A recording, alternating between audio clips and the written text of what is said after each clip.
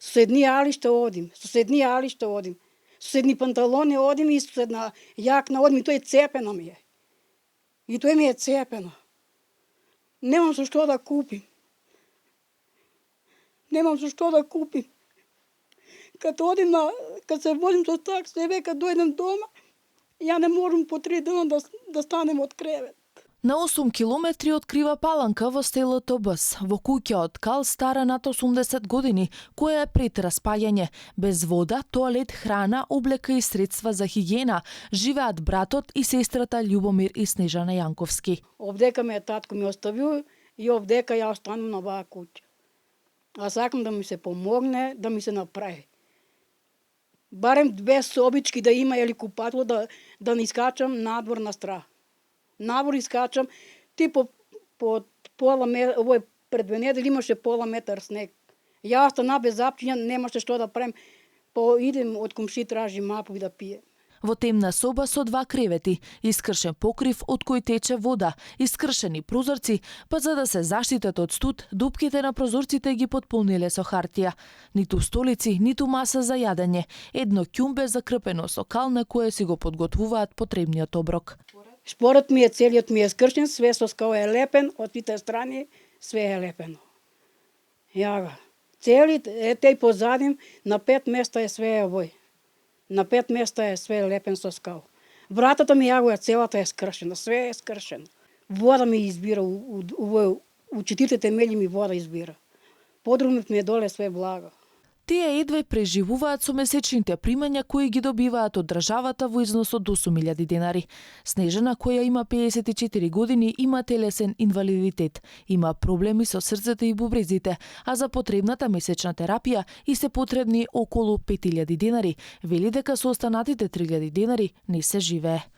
Немам друга соба, нема со што да се направи. Нема со тие пари не стиза. Ја повеќе ги давам за лекови.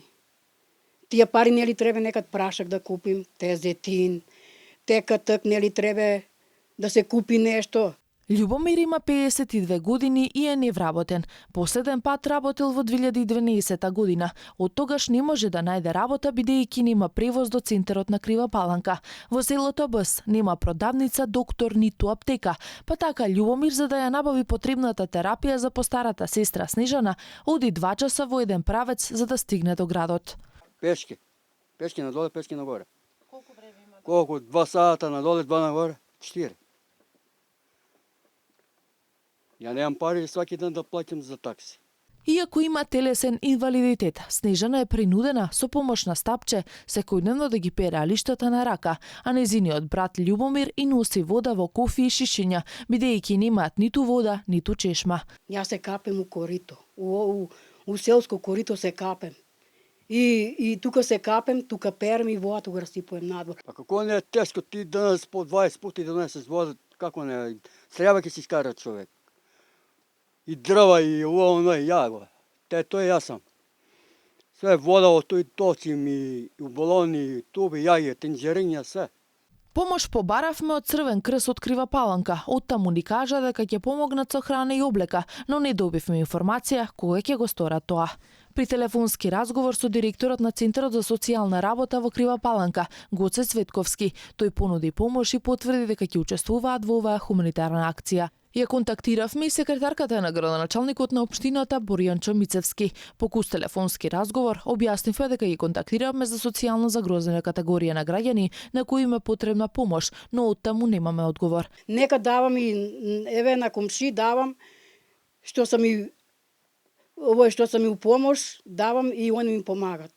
Помагат ми, дават ми, и пружат ми, некад по нешто ми пружат. Сите хумани граѓани кои сакаат да помогнат во реконструкцијата на куќата на Снежана и Љубомир, но и за обезбедување на храна и облека, може да се обратат на телефонскиот број на редакцијата на телевизија Алфа и во Црвен крст при град Скопје и Крива Паланка. Ели шпорет, што е шпорет ако осталите сам искршени, бе шпорет. Барем куќата да ми се направи некако. Ама куќата многу ми е влага. Влага ми е. Евега и плижинер немам ништо, сакам да ми се помогне, што да е било да ми се помогне, да ми се све помогне, съм благодарна на свите и молим се на све да ми се помогне.